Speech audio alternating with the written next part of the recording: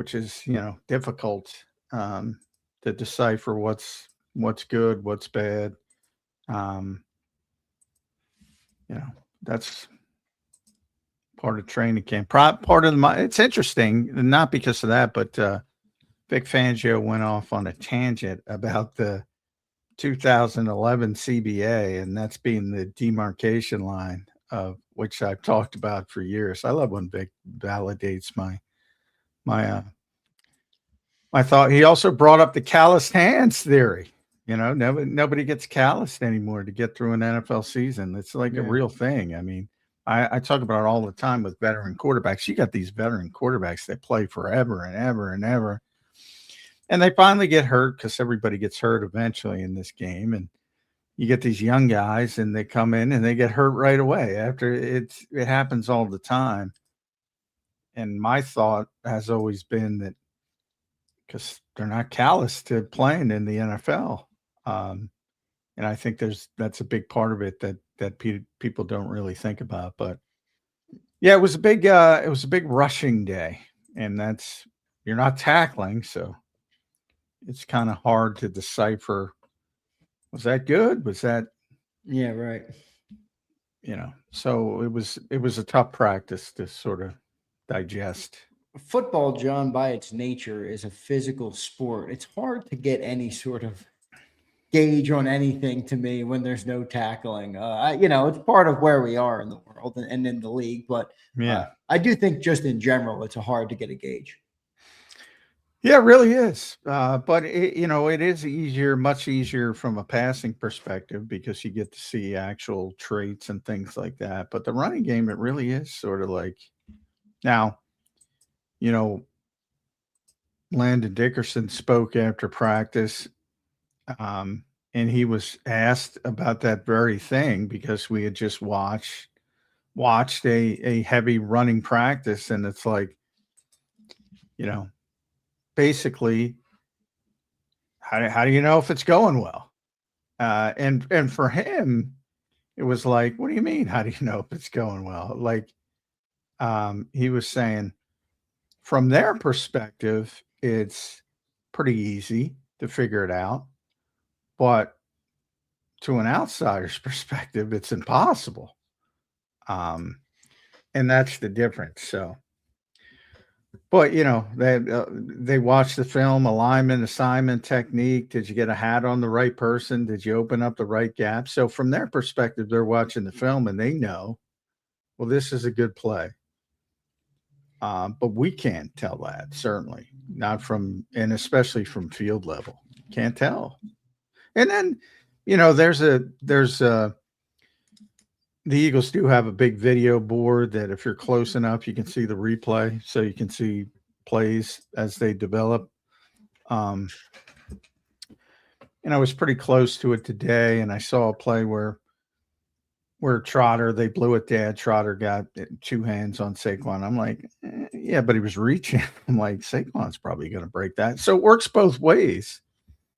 That had a good outcome from the defense, but it works both ways because just from watching, my thought was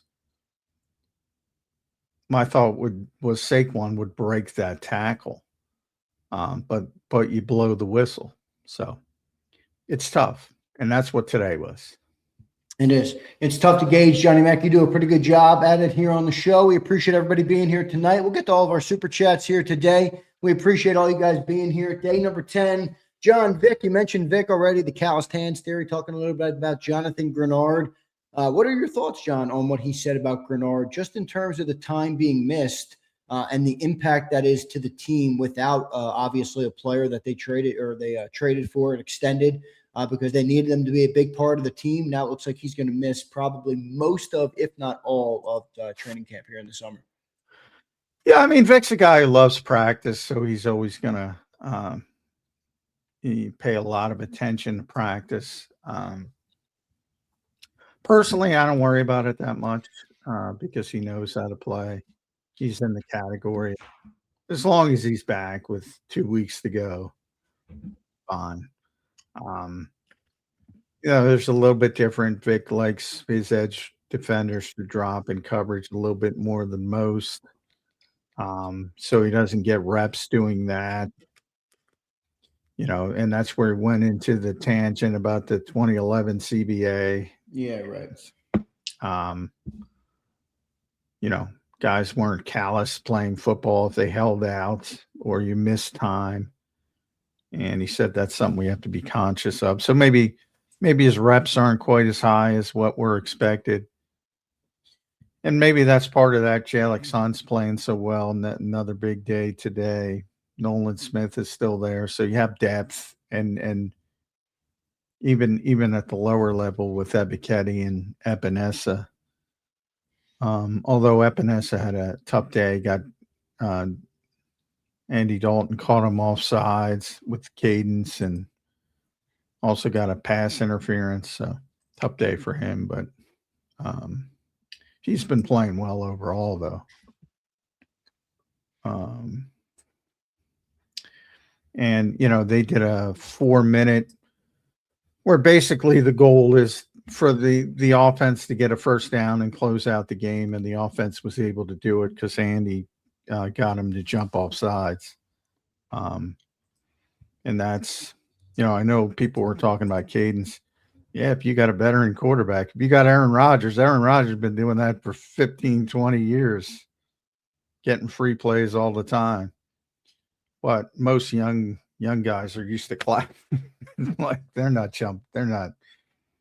drawing people off sides. But if Andy's out there, he can do it. No doubt. All right, good stuff there, John. We'll get more into what Vic Fangio had to say. Something we got to hit on here early in the show is Quinyon Mitchell went down in practice today. What'd you see there? What's your concern level with it? And what do you know about Quinyon going down today? Yeah, I didn't see it. I was during one-on-ones, but I was told that he got he was getting looked at by a trainer and got up, had his helmet, was trying to get back in, but they were being cautious. So I don't think it's anything serious. I was watching one-on-ones with the running back. One of my favorite things in football practice is watching running backs try to do pass protection against linebackers because it is fun. It is an absolute shit show, and they were doing that. So I was paying attention to that. And then they were doing one-on-ones with the defensive front against the offensive line. So you got to pick and choose. And I've been looking at a lot of one-on-ones for receivers and cornerbacks throughout camp. So I wanted to get a heavier look at the other side. And I missed it, but from all indications, he was trying to get back in. He had his helmet, and they're just going to be cautious, especially with a player like that. Fair enough. Good news there. We obviously don't want anything to happen to Quinyon. John, what was it? Was it his arm? Was it what? Did you don't know? It was? I mean, don't know. Don't have any idea. Don't know. Fair enough. All right. Well,